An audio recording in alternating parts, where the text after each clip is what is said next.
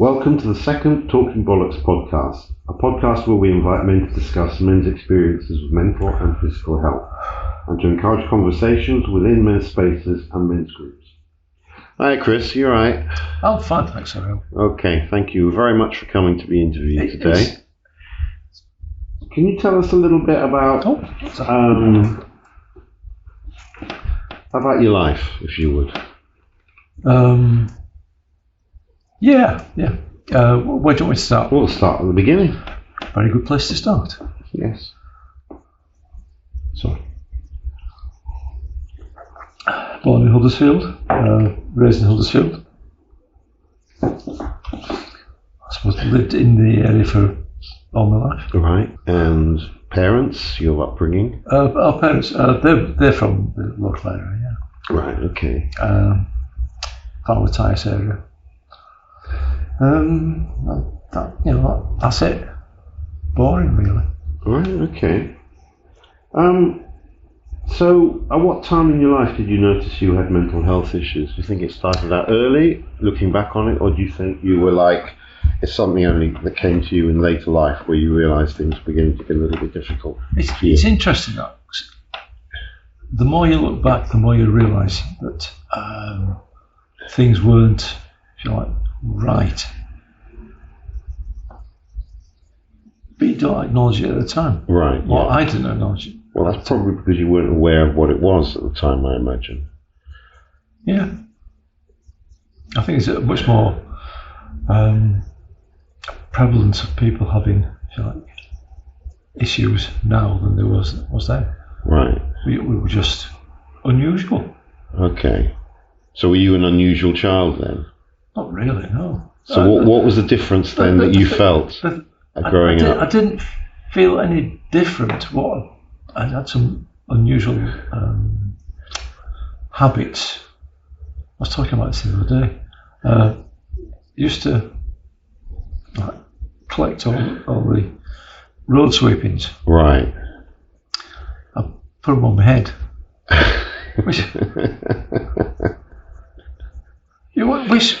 Which looking back on it, it's why? Right, yeah. Yeah, why? Yeah, but don't kids do that kind of stuff all the time? Don't they do things which are a little bit odd and weird?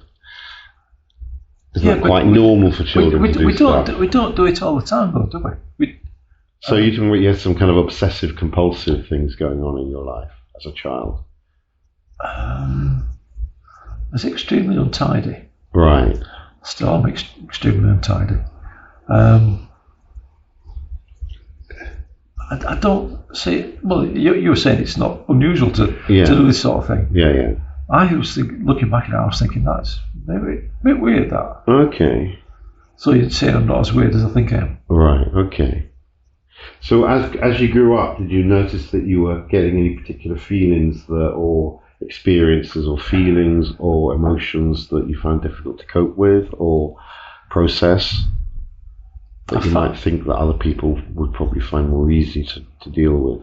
I found I didn't like school. Right. I suppose who does? Yeah.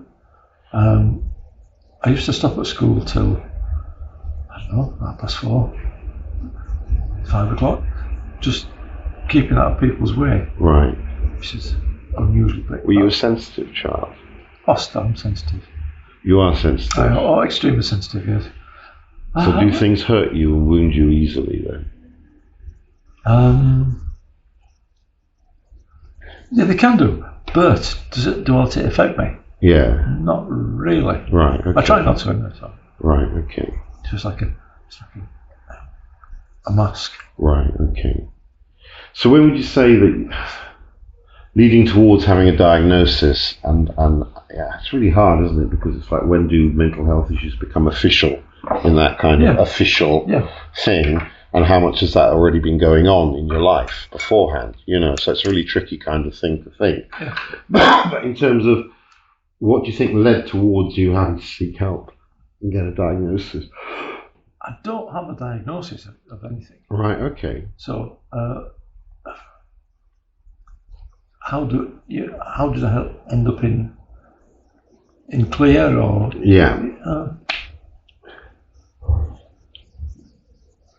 I ended up coming to Clare after I finished work. Right, okay. I finished work, I suppose, under a cloud of concern about my health. Right, okay. And the medical side of work thought it was okay to go back to work. Right. And I thought, not going to do that. Okay. It's my life and not yours. Right, okay. And, okay, yeah, if I snuff it at work. Okay. I mean, If I snuff it at work, right. you know, that's just some more paperwork Okay. to fill out. Yeah. But it's a bit serious for me, so I thought, I'm not going to do that. Right.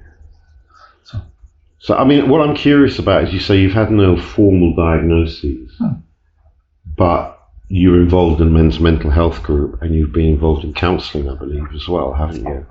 Oh, yeah. Yeah, so how do you know that things are presenting for you in terms of being unwell mentally? How do you know that definitively for yourself? So it goes back to, what I regard as being unusual behaviours. Okay. Sorry. Unusual behaviours. I will do, shall we say, unusual things. Right. But then it's more, you look around and you think, is it really that unusual? Yeah. Is it? I don't think it is. When you say unusual behaviours, could you be a little bit, I don't want you to have to disclose things that you don't want to perhaps disclose. I'm not going to. But can you maybe give us some kind of idea what you mean by unusual behaviours? I can. There are times when I will go into my house and I will be pulling curtains down. Right. And it's just happy to be there. Right. I just don't want to go out the door. Okay.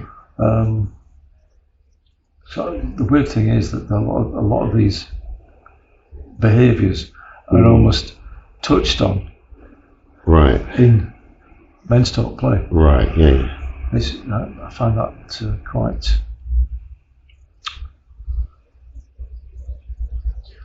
weird, because there are times. Every time we do a performance and see different things in it, I think, oh. Like what? Well, there's the Andrew bit where he's waiting for the post to come. Mm-hmm. And we all try and stamp at the same time for the letters coming through. Right, okay. But we never manage it. Okay. So every performance is different. We should keep us on his toes. Right. But it's that sort of unusual behaviour. And then sometimes, I think we were talking earlier on about the end of the world and as we know it. I get so, I suppose, wound up by it. I'll just turn the radio off. Right. Because it's all this. Right, it's too much information for you to process. Yeah. Right, okay. No, just walk away from it. Okay. I haven't read a book in God knows how long. Oh my goodness. Yeah, I've got about 6 on the go, and I'll pick them up, read a couple of pages and put them down. Right, okay. Can't concentrate, so. Okay. So, coming back to when you were working, was that when you noticed that you were... Tell us a little about your work experience, your life experience, and how that relates to your mental health or when you got unwell. Again, it's looking back. At the time, I didn't think it was very unusual. But looking back, a lot of the time it was. Right. But you're in that boat, and everybody seems to be doing unusual things. Right. So you're not that different to other people. Okay. So I'm saying, okay, I might have issues, right? But so does everybody. I think everybody else does as well. Yeah. Well, we've all got quirks. It's when I imagine, if I'm not a clinician, but I imagine a clinician, a doctor, a psychologist would probably say something like, it's when those things began to take over your life. that's when it becomes dangerous and when it goes into the realm of mental ill health, when you can't control those things. It's never got to that point. Right. Unusual behaviours. I will tend, when I throw myself into things, I tend to jump in 2 feet. Right. And I will do things, go over the top for a couple of weeks. Yeah. Got a house full of junk. Right. But that shows that I would do things over the top for a couple of weeks. Right. And then stop with that and go on to something else. Right, okay. So it's a bit, that's what I'm saying. I don't think I'm that unusual. Right. Okay, but that's interesting. You said, do you think everyone's unwell then, basically? Is that what you're saying? In that sense? Yes. We used to work on the idea that 1 in 4 suffered mental health issues, or 1 in 6 or something at any particular time. This is the stuff you were not force-fed, where you were told at work. Right. But looking around, I think it's much higher than that. Right. Okay. So it's never become too much for you. That's it.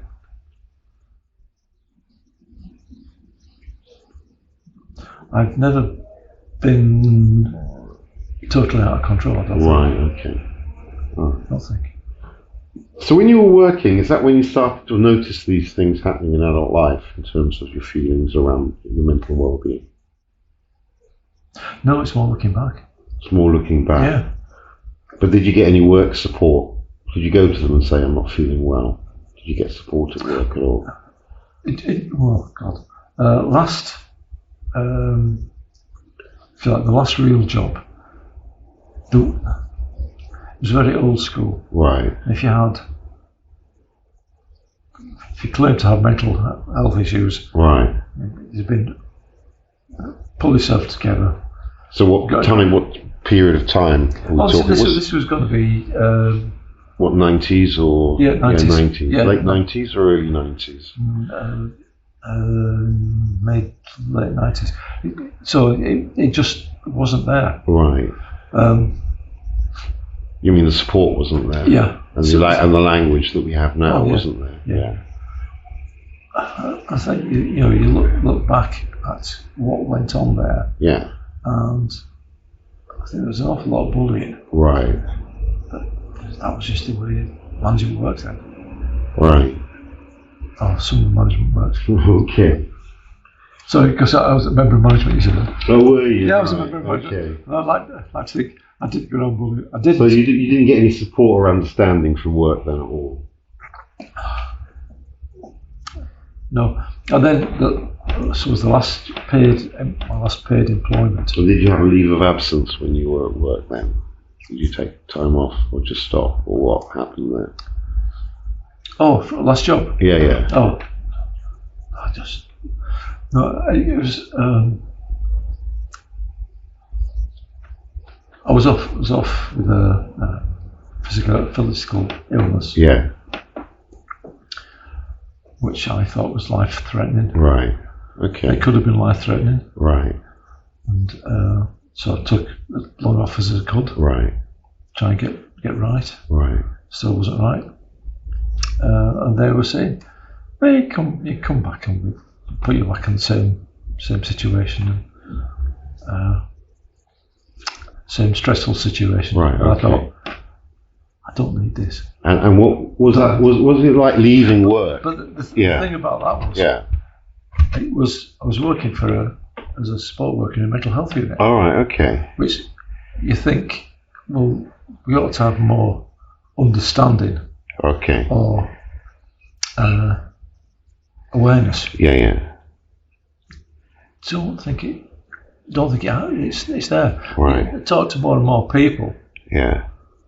And they're saying the same thing, not about the place that I worked. Yeah. But in general, when you're working in mental health as a professional, you don't get any support from the from the. But it's not just there, is it? It's in other services.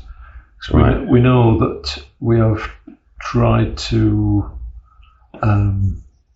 get emergency services involved in men's talk. Yeah. Or men start go to the emergency services. Yeah. Apparently, they don't have mental health issues. Right. Okay. Yeah. Exactly. Yeah, I think everyone's got mental health as the issues, isn't it, and how that's dealt with, I suppose.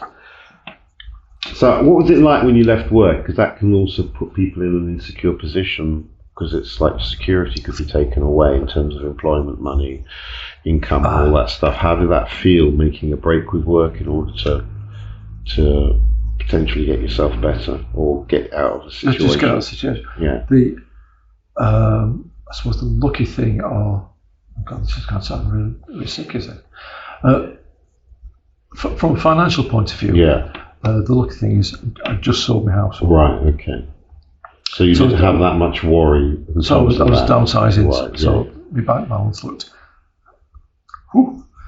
amazing right. at the time.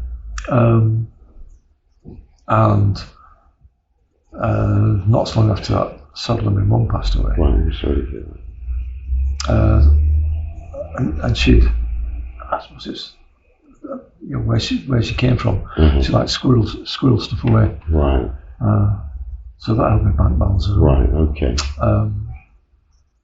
So from that point of view. But how did you fill your time? Because you were no longer working, so the structure of work had been kind of, you taking yourself out of that. How did you get structure into your day, and how did you deal with being motivated in order to keep yourself occupied? This is very much about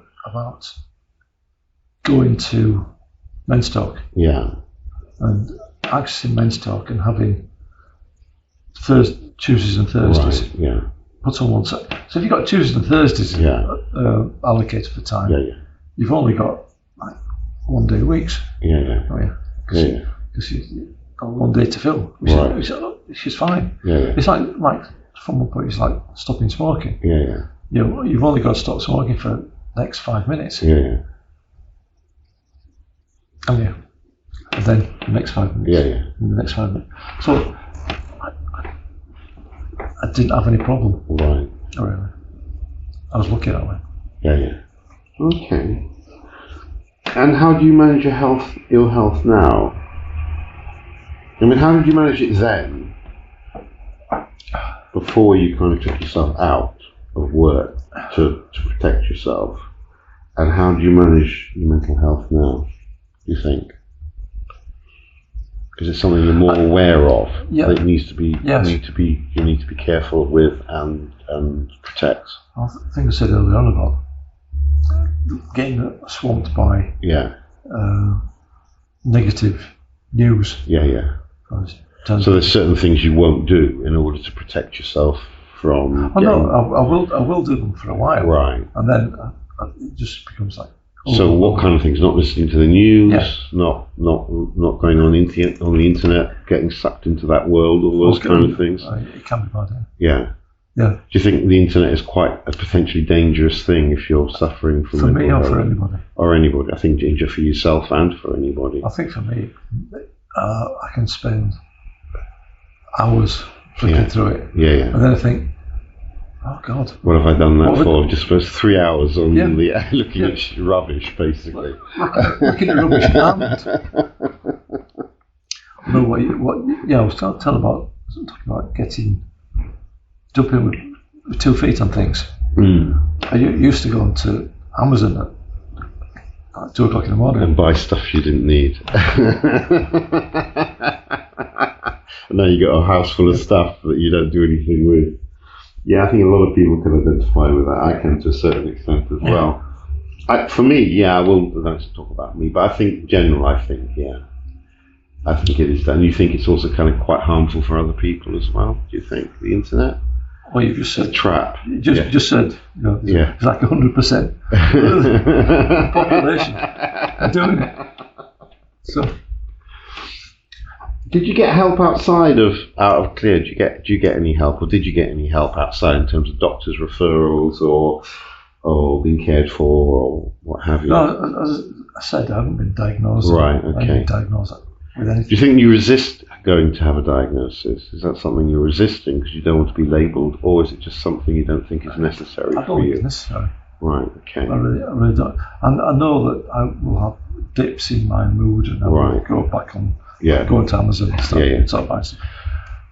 I used to go to auctions. Right. Why? I don't know. You just go to auctions and you've been bidding for stuff. I think, why? What kind of stuff? Antiques and stuff? I was antiques and stuff. I bought like cameras and gun as well. So, oh, right, okay. Yeah. And you just take them home and put them in another drawer somewhere. Do you think you're going to start decluttering and probably selling stuff on eBay and trying to... That's the thing you probably could do. No, you'll just hoard it and have it, basically. Yeah. All right, okay. Keep it there just in case. Well, yeah, I suppose it's a reminder, isn't it? Yeah. Having said that, I keep going through the clothes. Right. I've got stuff there that's not going to fit me, right. but I'm going to go on a diet, and it's going to fit me. It's going to fit me. So it's like a positive spin on it. Right. But what we've started doing, a lot of this new stuff. Yeah. Never, I've bought. Well, you got one or two tops that I've had quite an eye on for a while. Yeah. But I don't know if it'll fit me. I'm a bit like, I think maybe not the same size as you. But I'm doing well because we're actually not disposing of, but recycling. Right. It's going back to St George's Crypt in Wales. Right. Okay. So I'm doing good deeds. Good deeds. Right. Good deeds. So I've got down here that you also went to Andy's Man's Club and as well as Clear. So am I allowed to mention that? Yeah, it's okay. It's written down here. Yeah. So I assume that it's part of the conversation. It is. Yeah. No, I'm a facilitator in Dewsbury. All right. Okay. It's just that I probably started Andy's Man Club same time as I started Clear. Right, okay. So that is actually quite a while ago. All right, okay. And what's the difference between the two, do you think? Nicer Biscuits at Andy's Man Club. Sorry? Nicer Biscuits. Nicer Biscuits. Yeah, okay. What's the difference in terms of what uses do you think they have? Because it's different. We have a different approach here. We do. With Men's Talk than at Andy's Man Club. So what do you think are the good things in both of those things? And also what do you think there might be changes that might have to happen with both as well, from your experience? The good thing about Come to Clear, either on a Tuesday or on a Thursday, it's just a bunch of blokes sat down doing something. Yeah. Whether it's making a drama piece or doing a video. Okay. And we just sit down there and chat. I don't think we do a lot of talking about our mental health. No, we don't tend to talk about our mental health. No. We might say we've got a bit of a shit day or shit stuff happening, but we won't go into it in detail. No, we won't. Yeah. But it's actually just being there, being part of a group, and feeling supported. Yeah. So it's like shared experience. Yeah. We've all been through that. Yeah. That journey, just in different ways, but the journey can be pretty much the same as well to a certain extent. And we're actually working together as a team as well. Right. To make because if we're going to stand on stage in front of however many people, and we are a team. Yeah. It ain't going to work, is it? Yeah. And we are a team. We do support each other, and it's quite rewarding. Yeah. So what would you say are the differences between? Talk about Andy's Man's Club. What do you think the good things are about Andy's Man's Club and the differences between that and Clear? It's or Men's Talk, not Clear. Men's Talk. Men's Talk. It's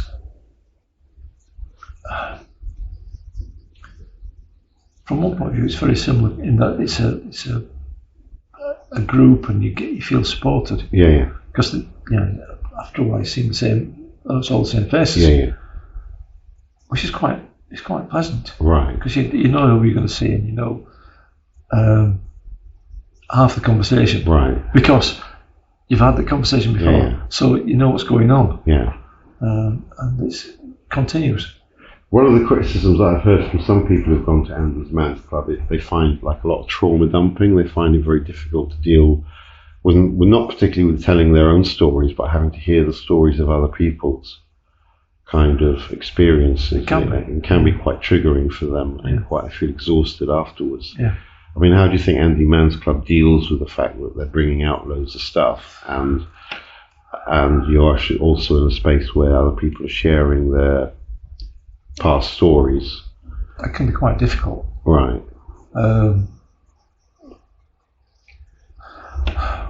So I know that you get a new person will come in. Yeah. And you'll say he's been referred to us. Yeah.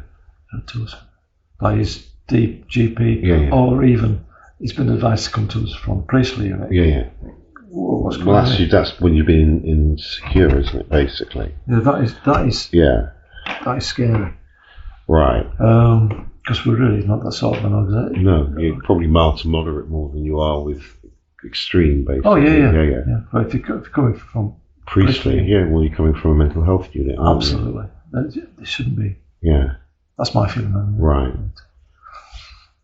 I don't know what the official line is. Well, maybe if people can get help, but that's the kind of, I mean, this is what I've heard about that, is in terms of that, if you're dealing with people who might still be psychotic or just post-psychotic, and you've got someone with like mild anxiety and depression, it's possibly not going to be something that you want to be experiencing, possibly. It's if somebody is seriously ill, they shouldn't be going there. Yeah. And do you think that sometimes happens with Andy's Men's Club? I can see it happening occasionally. Right. Not. I don't think it happens in ours. Right. But you hear these things. Yeah. Whether it's true or it's an apocryphal. Right. Sure. And how's your mental health now? Are you getting support from anywhere, and what kind of support are you getting? I'm getting.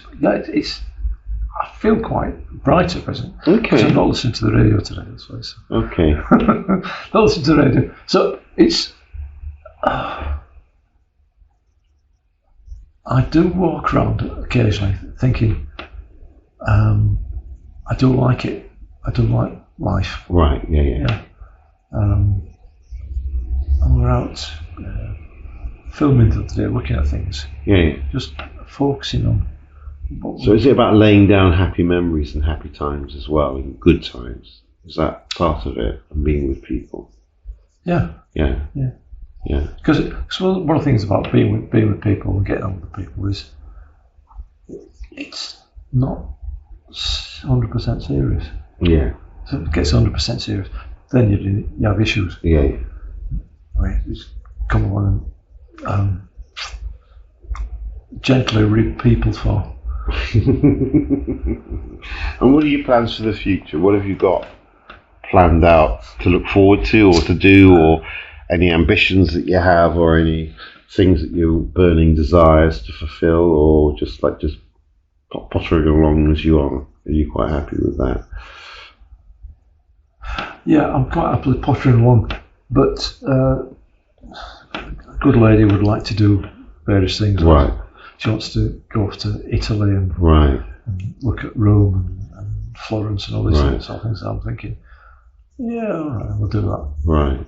Sometime we can arrange it. Yeah. But she's more pushing for it than I am. Right, okay. And any other hobbies or ambitions or things? Oh, collecting, yes. Collecting. Oh, yeah. Do you collect any particular things? Junk. Just stuff, old stuff, is it? Vintage, what they call vintage. It's vintage. It's yes. It will come into fashion again sometime. Yeah, but that's what it's like the clothes, isn't it? Really? Okay. It will come back into fashion. Right. I will fit into that suit. Keep those stuff. Don't throw anything away. Is my adage. Just keep it there, just in case. You never know. Yeah. You know. Yeah. If I can't get out of bed and lose a bit of weight, I mean. Yeah, that's the thing. Well, thank you very much, Chris, for talking to me and taking part in the Talking Bollocks. Talking Bollocks. Talking Bollocks podcast. Excited being part of this Talking Bollocks. I'm Very good. thoroughly enjoying it.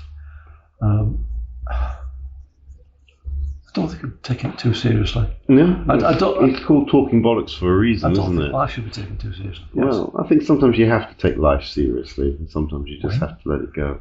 Well, bad things happen, don't they? Anyway, let's not go into me. We'll talk about me at some other juncture, and I think that's probably a good at a later at a later date. And I think that's probably a good place to close. So I'm just going to say thank you very much, Chris. Thank you very much, Sohail. Thank you very much to the technical team as well. And doing a wonderful job. Doing a great job. And I'll say I'm signing off now for Men's Talk, Talking Bollocks, Take 2.